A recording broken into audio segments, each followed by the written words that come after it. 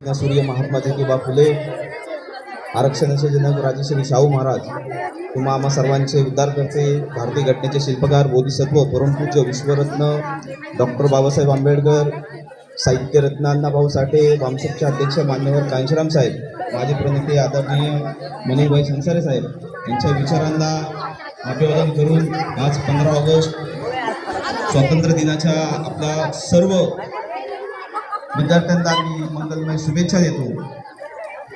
आणि या ठिकाणी उपस्थित असलेले सर्व शाळा प्रमुख, माजी विद्यार्थी, शिक्षक वर्ग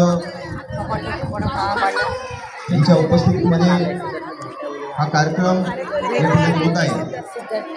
मी आपणास विद्यार्थ्यांना फक्त एवढीच विनंती कराल की आपण चांगल्या प्रकारचं शिक्षण घेतलं पाहिजे।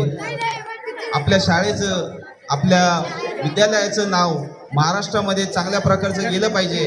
आणि शिक्षण हे खूप महत्त्वाचं आहे। जर आपण शिक्षण घेतलं नाही तर आपल्याला माहीत आहे काय होतं। डॉक्टर बाबासाहेब आंबेडकर यांचं नाव जगामध्ये फक्त त्यांनी शिक्षण आणि डिग्री घेतली म्हणून त्यांना जगामध्ये ओळखलं जातं।